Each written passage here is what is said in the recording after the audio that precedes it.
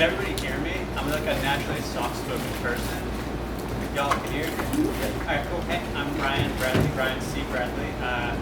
Written for Wicked Horror mostly. I've published a couple things with Daily Dark Mood Digest. I'll be reading to you from my first novella, Saints Blood. I have a couple copies if you want to come up after the reading, if you like what you hear. I'll be reading from chapter 4. I don't think you need to know a ton. There's a guy named Richie. He's an adjunct college professor. He's been kidnapped and he's having his blood harvested. Basically, I think that should be all you need. Footsteps. Click, click. The light had crashed in like a wave and scattered purple through my vision. Eve came in angry. Eve always wears a Donald Trump mask. She dropped a plate of hot dogs and cookies onto my lap. She untied my right hand and said, "You got 5 minutes." She turned around and walked out. I waited a moment. This was too easy. I've been kidnapped by idiots. I clawed at the knot on my left hand, untying it. I rubbed the spot with a rope in. It stung, but it felt so good to be free, even if we're only temporary. I wrapped the rope around it again and hoped that with the Trump mask on, in the dark, she wouldn't see it. I shuffled the food in my mouth, swirling it into my cheeks. She opened the door. I swallowed as much as I could. The light crescendoed again, making a score of purple dots. "You don't like your hot dogs?" I grabbed the arm of the chair with my left hand, nails folding against the wood of the chair. They were longer than I was used to. "Nothing but the best processed meat that money can buy," I said. "Give me your hand," she said. I complied, striving for normalcy. The rope around my left wrist, not tied to anything, slid down. I felt it moving, but didn't turn my head toward it. "There's something I was wondering about," I said. "What's that?" she asked, pausing to look at me. This wasn't the way I'd wanted this distraction to work. If she saw my wrist, she'd beat my ass. Worse than that, I wouldn't get another chance at this. "Who won the Stanley Cup?" "You a hockey fan, Professor?" she asked. I wasn't, but neither was anyone from Oklahoma. It didn't get cold enough for them to play pond hockey in the winter. "Yeah," I said. "Big Rangers fan." "I don't like hockey. Soccer on ice," she said. She worked at the knot. The rope around my left wrist fell off the chair. I kept my hands still as if the rope were still there. "Exactly," I said. "What's not to like?" "I play football, you know," she said. "I'm starting center this year." She paused. I couldn't tell where her eyes were. I squeezed my toes and loosened them. "Did your brothers play too?" I asked. "Yeah. Coach said I'm as big and as strong. The only difference is I'm meaner," she said. At that, she shits the rope tight around my right wrist. "Have you looked at any of the research around concussions?" I asked. Her watch beeped, the first time I'd ever been happy to hear that noise. "Concussions," she said, voice swelling with derision. But she left. Maybe it was the dark, the Trump mask, or the tunnel vision. I didn't care. I waited for what felt like an hour before I untied myself. Standing up on my own, without one of the giants holding me, was harder than I remembered. I was wasting away. My legs trembled with weakness, and I braced myself on the chair for a moment. I flapped up my shirt where the sweat had been catching and groaned with relief. The acne that bubbled along my back ached as I scratched it, but the itch had nearly driven me insane. The blackout curtain over the closer window was heavier than I imagined it to be. I ripped the edge along the tacks holding it to the wall. The sun was as bright as it had ever been. It felt like when I used to step outside when I first arrived in Oklahoma, where the land was flatter and the sky sprawled for miles without the New England trees to shade it out. I didn't know how much time I had, but I waited by the window for my eyes to adjust. It wasn't locked from the outside. I searched along the side for any indication of an alarm. The security system of my apartment had a plastic knob that stuck out. Their window had no such thing. I pushed it up quietly. I didn't know how closely they were listening, but I had ideas about what they would do if they caught me. Ideas I pushed to the back of my mind. Instead, I visualized police cars running up outside the windows, sirens blaring. I imagined a SWAT team raiding the house, zip-tying the open's wrists. Outside, there was a dirt driveway for about 6 yards, and then a wheat field for as far as I could see. It wasn't like the pictures of it I'd seen, though. The color and the shape. Yeah, but it was much shorter, barely 4 feet tall. They wouldn't be able to see me if I crouched. The surge of hope was overpowering. I looked for the release on the screen. It was there, white plastic on wood. One side jammed, but I got it on the second try. It fell outward, clattering against the siding. I froze like a cockroach in the light. I waited, the silence oppressively loud. It pressed against my eardrums as I strained to hear footsteps. Nothing. I put my feet on the windowsill first. I remember my phone, how it led to 30 people I loved, but the only thing I gave a shit about was getting the fuck out of Dodge. There's a 6-foot drop to the ground, and the screen was still below me. I needed to jump forward a foot, I needed to do it quietly. The dirt driveway should be fine though, it had my fall. Maybe not as quietly as grass would, but I wouldn't be louder than the screen fall unless I landed on it. I left. Getting over the screen was no problem at all. I landed hard on my knees, but I didn't care. I could taste the freedom. On my left, the wall of the house extended for another 3 feet. On my right, I could see their porch. The rockers were bobbing gently in a breeze. There was a cigarette smoldering in an ashtray between them, but there was no one there. I wanted to laugh. My luck was too good. I crept along the wall and peered out to the left. There were a few pickup trucks, and again, no one. I wish I could hotwire one, but I had no idea how. I snuck toward the wheat field. As I stepped into it, a white line snagged my ankle. A bell rang. I saw the string now. My eyes traced it back to the house where another bell rang. The dog barked. "What the?" the oldest brother yelled inside. "Oh shit," I said. I fled. I'd never run in a wheat field before. The stocks were pounding my hips and chest. I was moving downhill, but I was going at half the speed using twice the energy. From the farmhouse, a screen door smacked the frame. An engine turned over. The dog was having a fit. I kept moving. I didn't know how long the wheat field lasted. I didn't know how far in any given direction I needed to go to get to something resembling civilization. The truck rumbled on the road next to me, slowing down. An unmasked Jeremy was driving. An unmasked Nixon was standing in the bed with a shotgun and a pair of binoculars. I fell to the ground and covered my head. They rolled past. Then I heard the growling. The wheat stalks were parting in a line toward me. I bolted toward the center of the field, away from the truck and the dog. My lungs burned, my heart jackhammered. I pushed through. I got another 10 feet, maybe, before something snagged my pant leg. The dog was a white and brown bruiser from the Bully family. Its teeth tore through the khaki fabric of my pants as though it were cobweb, exposing my leg. I kicked it in the mouth. It bit my foot. I slipped out of the shoe and the dog flattened it. I fell onto my back and the dog wrestled me flat. It barked victoriously. I love dogs, so I'm not proud of the way I grabbed its throat and smashed it down into the dirt. It was as surprised as I was. I headbutted it. It stopped thrashing for a moment, then it doubled its effort. I grabbed my shoe and slapped it in the nose. A kick to the jaw did nothing, but a bop in the nose sent it back. I stepped up and hit it on the nose again. "Bad dog! No!" I yelled, trying to sound imperious. I raised my hands above my head. It lunged. I sucked in my gut and leaned backwards. It took a mouthful of button-down shirt to the ground with it.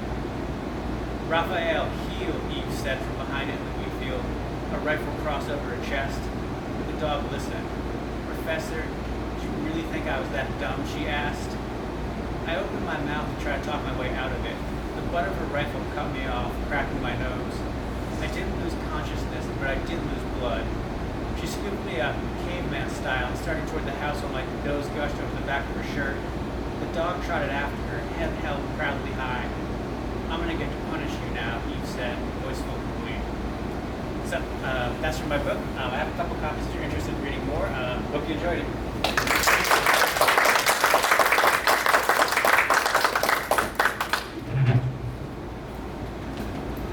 It's always a little daunting to go second.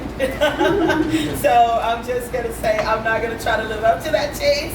My heart's still pounding. I'm like, all right, yeah. So I mean, this is gonna be a bit tamer, I think.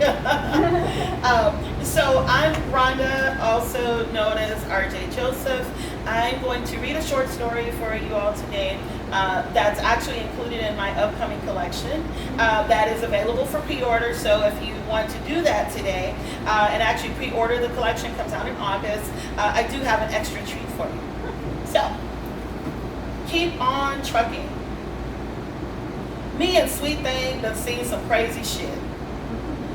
don't mean the regular kind of craziness that a 250-pound, 6'3" black queer woman with locks can fall into while she's pushing a big rig across the country. I mean some real fucked up stuff. Mangled bodies sprawled across the roadways, severed chewed limbs resting far from the main torso, accidents unfolding on the freeway in slow motion, easily avoidable, yet not. Lovers fighting in moving vehicles, swerving from lane to lane. Babies standing in laps inside of cars bearing bumper stickers indicating, drive carefully, baby on board. Even that kind of damnable irony failed to shock me. But nothing prepared me for that night on Texas 239.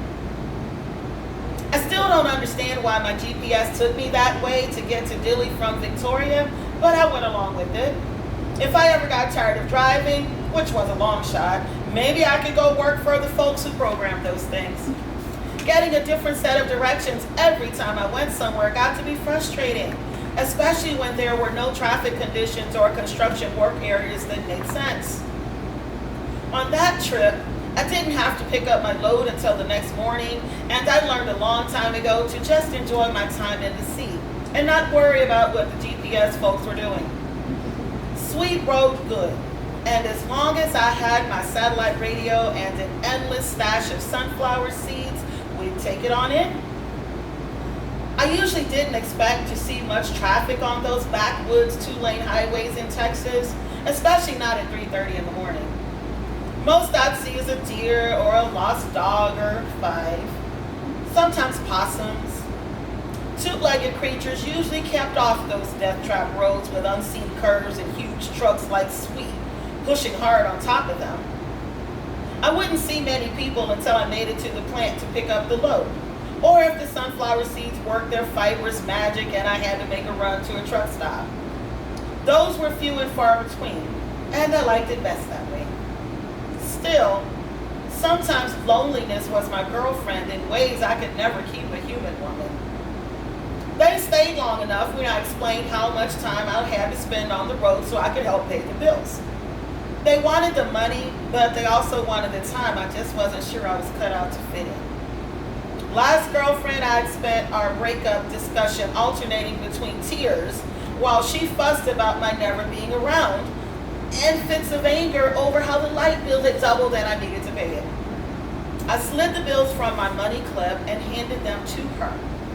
Her eyes grew wide at the sight of the remaining bills.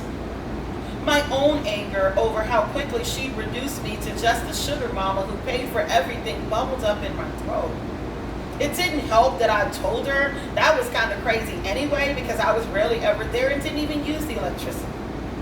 She told me to lose her number, and I deserved that. I wanted to reflect on why I got mad at being perceived in exactly the way I put myself out there. Maybe later. Sweet was the only woman I could commit to right then. She never asked me for anything except more gas and the occasional opening up on the highway. I was glad to oblige. We were kindred spirits, me and Sweet. I couldn't articulate the freedom I found in the seat and on the road. My family hadn't traveled much when I was a child, and I spent my childhood lost in books while my sperm donor beat up on mama. I fantasized about life as an adventurer, traveling the world in search of good food and nice people. By the time I graduated high school, I'd given up on the nice people part. I barely made it out of there, that special circle of hell reserved for queer kids. Mama had already died of an aneurysm when I was 14, and the sperm donor had pickled his liver pretty good. There was no way I was staying to take care of him. I left on this first thing smoking, and that thing was a CDL training school, and a few years later, I'd been able to invest in sugar. Seeing the first cemetery sign made me think of the old man. I didn't know if he was alive or dead, and we didn't have any family to let me know. I realized I hadn't ever seen so many roads marked cemetery as I did on that highway that night.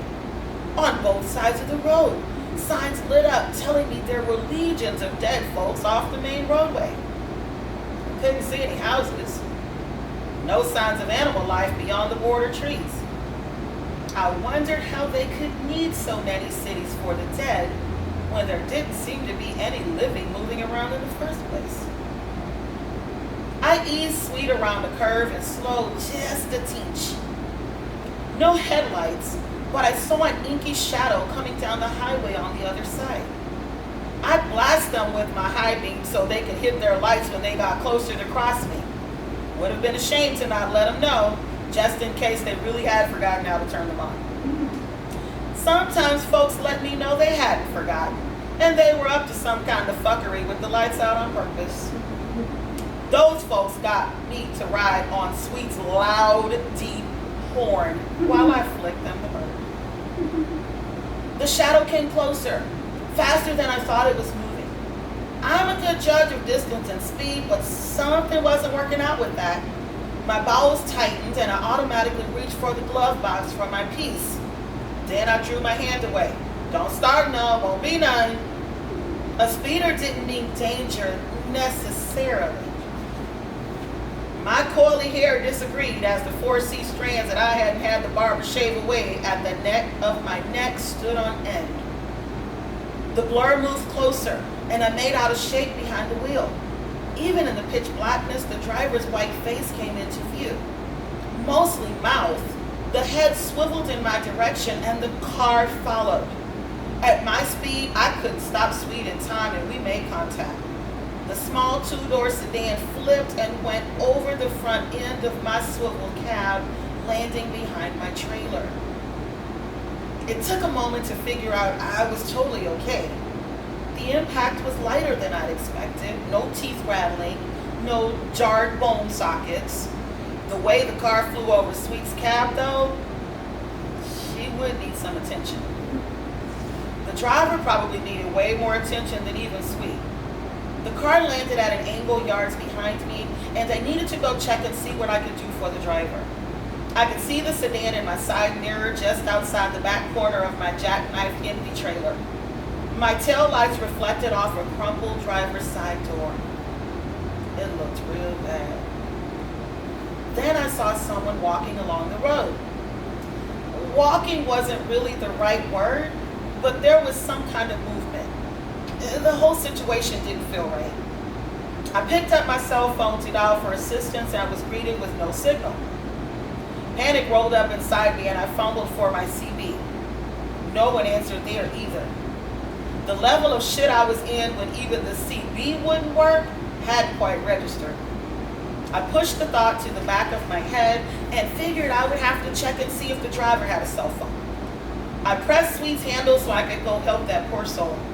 I've seen dead bodies many times before and it never got easier. I prepared myself for the gore and tried to take calming breaths.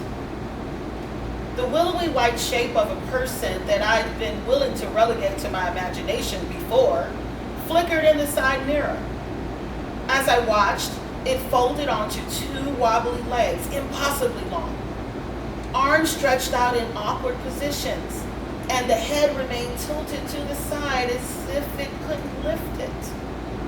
I looked around for a house or another vehicle. That dude couldn't have come from the sedan I hit because that driver wouldn't have survived a crash like that, much less been able to move around outside the car. The broken man crip walked to a funky beat I was not feeling. Leg jumbled and crooked but still moving, supporting a body that looked barely held together by whatever he was wearing. He came closer. My mistake. He wasn't wearing anything, barely even a face. The mouth I'd seen before he careened into Sweet was gone, replaced by a swirling hole that looked almost like a drain on a sink, but growing bigger. His arms elongated and shrank in opposition to his legs, which ballooned out at a steady pace. I saw no eyes, but I know he saw me. Though he didn't appear to be wearing clothes, I couldn't see any other body parts beyond the head and appendages.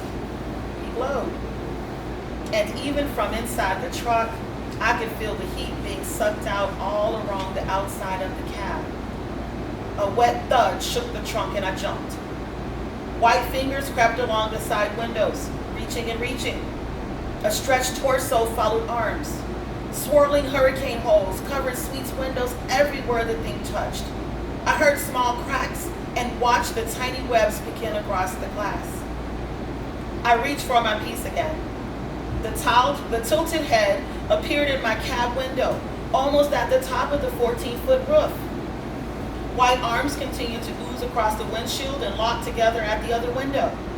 The glove box jammed, the metal latch too cold to manipulate. I probably had something I could fight with in the sleeper, but I couldn't move to get back there. The temperature continued to drop in the cab. I never froze in the face of danger, but I was scared shitless right then and literally frozen in place. The glove box finally opened for me and I fumbled with my gun with frozen fingers while Sweet whimpered, creaking underneath the icy crush assaulting her. Headlights shone through the white figure and it was suddenly gone. I caught my breath and could finally breathe air warm enough to not slice my lungs with frozen blades. A light-colored pickup truck had stopped a few yards away from my cab. I wanted to yell out the window to warn the driver. I looked around for the monster and didn't see it. I wasn't sure if maybe it had nested on top of the truck and was waiting for me to get out. None of that mattered when the driver walked toward my truck. A white blur oozed over him, turning pink and gelatinous, pulsating over the man. I rolled the window down to fire a warning shot, knowing I couldn't just shoot the creature without shooting the man it was devouring. Absorbing? I don't know what the hell it was doing, but I had to do something. My doing something didn't matter either when the creature resumed its position wrapped around Sweet. The cold intensified more than before, creating frost on the inside of my windows. The light sprinkling couldn't hide the bits of sinew and flesh that moved across the glass within the monster. Teeth and bones scraped along, clinking on my window, pressing into the fine cracks that continued to spread. Transfixed, I shivered uncontrollably. How can it move and still be frozen like ice? It looked like ice, but had the slow movement of half-done jello.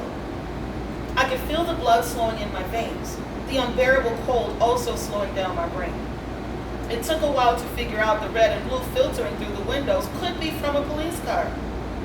For the second time, the creature abandoned me in Sweet and disappeared. There was a police car in the mirror. Breath-stopping terror and freezing numbness couldn't quell the secondary fear that took root in my consciousness.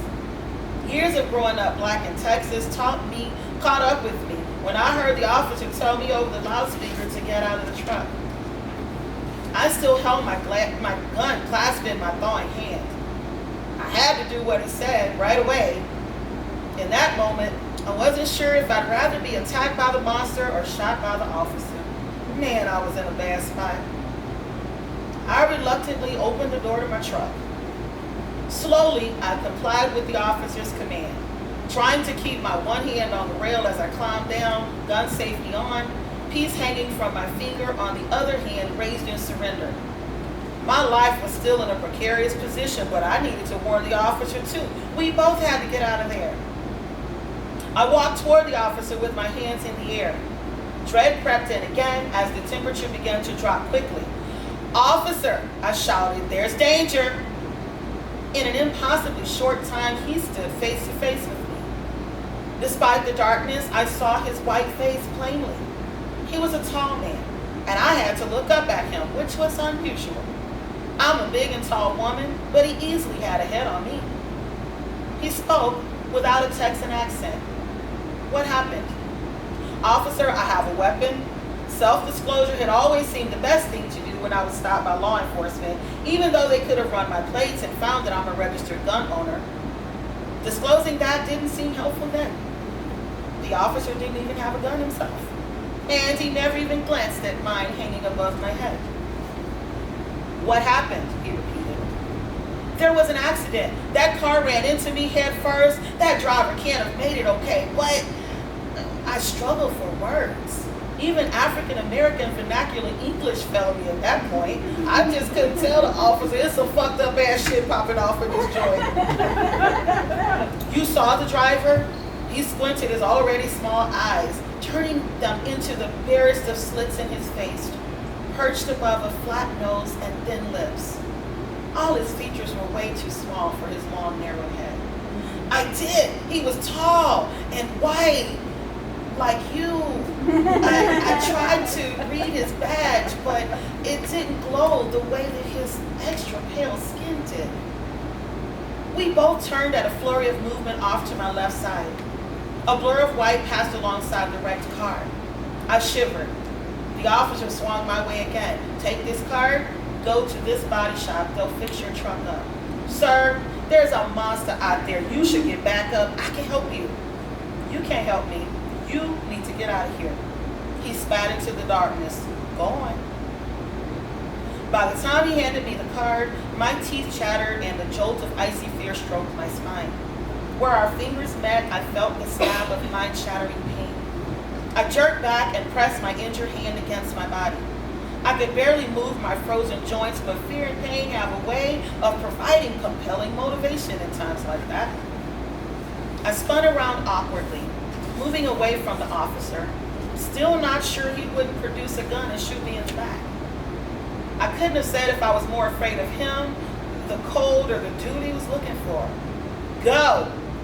The officer yelled from behind me. I broke out into a lumbering jog. From my side vision, the lawman lunged toward the white blur. My black ass went up. I climbed back up into my truck. I was definitely most afraid of the dude he had found. Sweet must have been as ready to go as I was because she cranked right up despite the frigid iciness that still gripped us. It took longer than I would have liked to get the cab and trailer back in line. It didn't help that I caught flashes of the officer and the other two, blurs of white in the side view mirror as I navigated. My hand burned with a steady, icy pain that jolted past my elbow and danced into my shoulder. Once we got straight in the road, I burned off. I refused to even slow until I saw the first crossroad and turned off Texas 239. Then, I pulled over to get the address from the car into my GPS. I also took a brief moment to examine my hand. I couldn't see anything on it, but it hurt so bad my vision blurred. I didn't think I'd ever get warm again. I considered taking my gun into the dilapidated body shop with me. Sweet's clock said it was only 5:45 a.m. and the place was lit up like it was the middle of the day. Might not have been the best way to get the answers I needed though, so I left the piece as I entered the humidity-swollen wood door. Help you? The tiny old woman behind the desk didn't look up. Her voice sounded like the rasp of dry dust rubbed against newspaper. Everything I thought to say stuck in my throat. It was too crazy to tell somebody else. I still had to get Sweet fixed up though, so me and my insurance company would just have to take the L and eat the accident costs. I didn't have a police report number. I didn't even have the other driver's insurance info. An officer gave me your card. The lady peered up at me over the top rim of her glasses. She flicked her eyes over the card, over the two large red marks now covering my fingertips and bleeding over brown fingers. I turned my hand over in front of my eyes. Those spots hadn't been there before, but right then they almost glowed, beckoning to the world where the pain invaded my body so harshly I thought I was losing the fight. What you driving? Rig outside.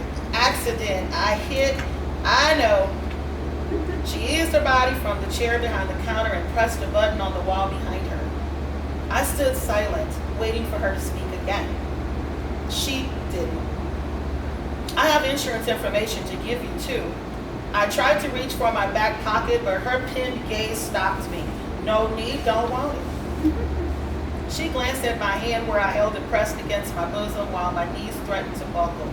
All we want is for you to get fixed on up and get out of here. She nodded. They done mocked you. Why they saved you, I don't know. You'll figure it out, but you gotta get on down the road.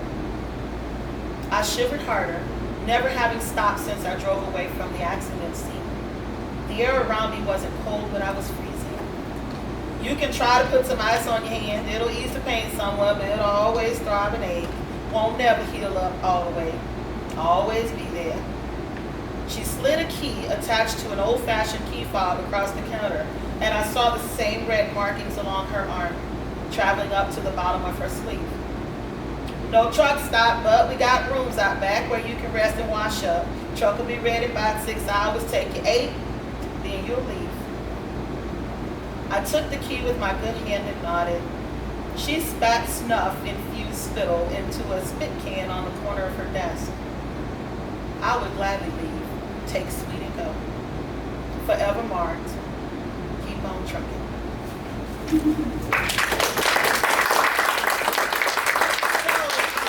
Right after this is the screenwriting panel right upstairs from here, so that would be a good place for us to make our way. Thank you all so much for coming out.